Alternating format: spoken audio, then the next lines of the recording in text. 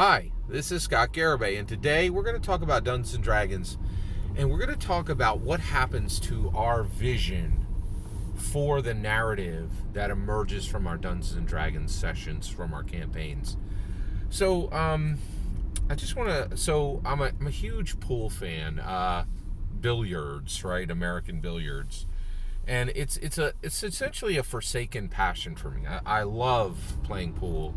But there's just so many things in life, and some things we have to choose. Like, we can't do everything. I think it's a very important lesson. We cannot do everything. So we have to choose, right? And so I chose to kind of forsake billiards. But so the other day, I was reading some article. These articles that tell you what's coming up on streaming. And it talked about The Color of Money. So I immediately went to watch The Color of Money, which is dropping on Amazon Prime, which I've seen a dozen times. Actually, probably half a dozen times. And I wanted to watch it again. But I saw a new movie called The Break, right? And it's a British billiards. I think they play snooker, right? But it's a billiards pool movie, right? So I put it on. It had Rutger Hauer and a few other people in it. And so the thing starts up, right? And the main character, who's very good at snooker, great pool player, he actually goes to, it's really interesting. He goes to Ray's, and Ray's is owned by Rutger Hauer's Ray's is owned by Rutger Hauer's character, and he's kind of an old school, criminal type, and it's kind of a shady pool hall. Well, I was going to say that's kind of redundant, but in America, pool halls are usually on the wrong side of the tracks. The pool hall let's put it this way: the pool hall I go to that I absolutely love, there's not a window in the place, and you cannot see it from the street. You got to drive around back. That's a proper pool hall, right? And so Ray's is like that, right? And so the main character is going to Ray's, and it's raining. Right, and actually, it just rained, and there's no more rain, but there's puddles on the ground. And so there's this scene very artfully done by the director, and what happens is the director is he shows Ray's upside down in the reflection in a pool of water on the street, right?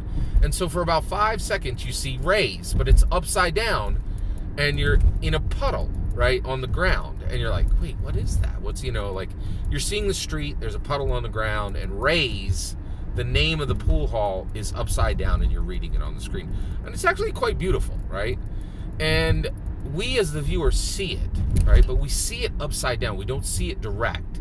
And we see it in this little bit wavering pool of water, right? And it's very artful, and it's beautiful. But then the boot of the main character, who is a pool player, splashes into the water and disrupts Ray's, right? The word Ray's shown in the puddle is disrupted, and it just splashes away, right? And then the character just walks forward, right? And when I saw it, when you see it, you see it. Do you guys know what I mean, right? When you see it, you see it, right? And I'm like, that's a dungeon master's vision. I think the players see it. They see where we're heading, right? But they don't see it perfectly. They don't see it head on. They see it upside down. They see it, in a wavery color, splash of color, right? But they see where we're heading, right? And then their boot splashes into our plans, right? And it just kind of disappears, and the story just moves on, right? But the reason why I wanted to say this is I wanted to encourage you. I can't tell you how many great characters I've written that have never seen the light of day, how many great story plans have been put together, but great dungeon masters allow for the play, the agency of the players, and the play and the agency of the dice. The deeper I get into Dungeons & Dragons, the more I realize that there's beauty in the player agency and the player change, and in the dice agency and the dice change. Literally the fate that comes in. And I just want to encourage you, because sometimes I'm like, my stuff didn't get seen. That was my non-player character was so cool. My location was so cool. My magical item was so cool. And just a lot. If you're playing Dungeons and Dragons right, a lot gets left on a cutting room floor. And I think, sometimes I would be disturbed that it was never seen, right? And because if you're a good dungeon master, you lose a lot. You don't ever, your vision is never fully seen if you're respecting the players and if you're respecting the dice. And there's this bittersweet sadness there, right? But when I saw that scene, when I saw it, right? I was like, I think the players see where we're heading, right? They don't see it perfectly. It's upside down. It's wavering a little bit. It's a splash of color on a dark background, and then their boot hits that puddle and it just disappears, right?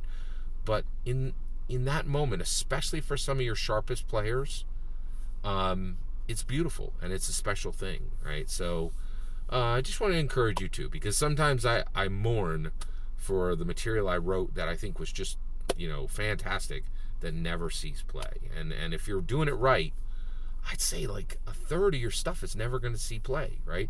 And I also want to encourage you, like, I understand, like, we want to rehash and we're like, oh, I don't want to leave that, but sometimes you just got to let a little bit of it die, and never see play. You don't want to just shove it into the player's view later, right? Sometimes you just have to let it be in the puddle, and only your smartest players see it upside down in a splash of color, right? And that's okay. That's okay.